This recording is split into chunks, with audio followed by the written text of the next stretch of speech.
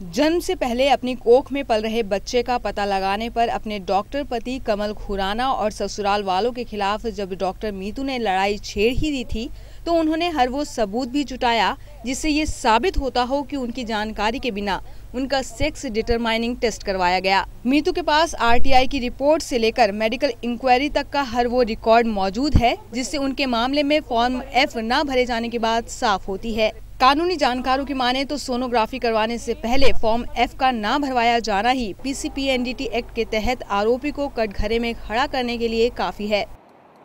जो अहम इसके अंदर प्रोविजन है पीसीपीएनडीटी के अंदर वो सेक्शन 5 है, 4 और 5 जो उसमें बताया, उसमें यह है कि रिकॉर्ड सारे मेंटेन करना ज़रूरी है डॉक्टर को, और उसके अंदर ये फॉर्म F बहुत अहम भूमिका उसमें रखता है, अदा करता है। तो अगर किसी भी डॉक्टर ने फॉर्म F नहीं भरा है तो ये प्रिज्यूम किया जाएगा, ये उसमें लॉ में लिखा हुआ है कि उसने इसके अंदर अपराध किया है सेक्स डिटरमिनेशन का। डॉक्टर मीतू की शिकायत पर नॉर्थ वेस्ट दिल्ली के जिला मेडिकल सुपरवाइजर की अध्यक्षता में कमेटी बनाई गई और उसने मामले की जांच की। कमेटी ने भी माना कि डॉक्टर मीतू के मामले में हासिल किसी भी रिकॉर्ड से फॉर्म F के भरे जाने की पुष्टि नहीं हुई है, लेकिन इस जुर्म में उनके पति के खिलाफ कोई सबूत न मिलने की बात कहते हुए कमेटी ने डॉक्टर कमल खुराना को आरोप मुक्त घोषित कर दिया और कमेटी का यही स्टेटमेंट अब मीतू के गले की फांस बना हुआ है। ये चीज़ तो माना है कि किसी ने फीटल अल्ट्रासाउंड नहीं मांगा फिर भी किया गया, एग्रीमेंट का भी मेंशन किया है,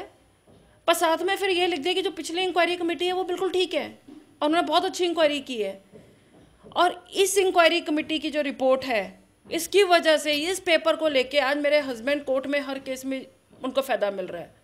और 1.5 साल से मैं हर उस पर जा रही हूँ कि प्लीज़ इस रिपोर्ट को बदल दो, पर government is not ready to change this false report.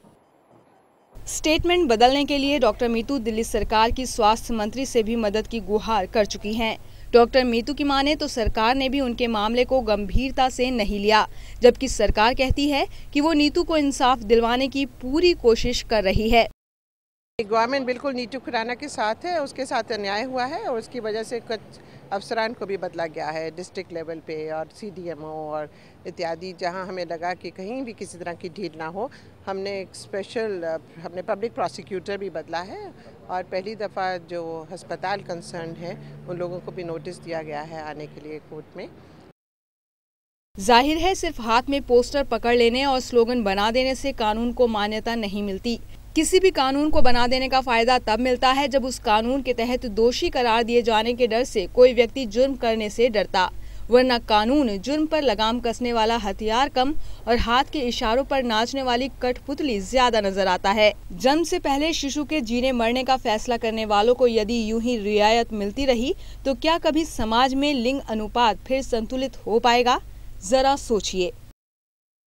ये कहानी तो मीतू और उसके संघर्ष की है, लेकिन सवाल उन तमाम लोगों पर भी उठाती है जो खुद को खुले विचारों वाला और मॉडर्न होने का दावा करते हैं। साथ ही दर्शाती है समाज और उस सत्ता की खोखली तस्वीर को भी जो शिक्षित होने के बावजूद आज भी अपनी दकियानूसी सोच से बाहर नहीं निकल पाई है। कैमरामैन सुधीर के साथ प्राची, टोटल टीवी, दिल्ली।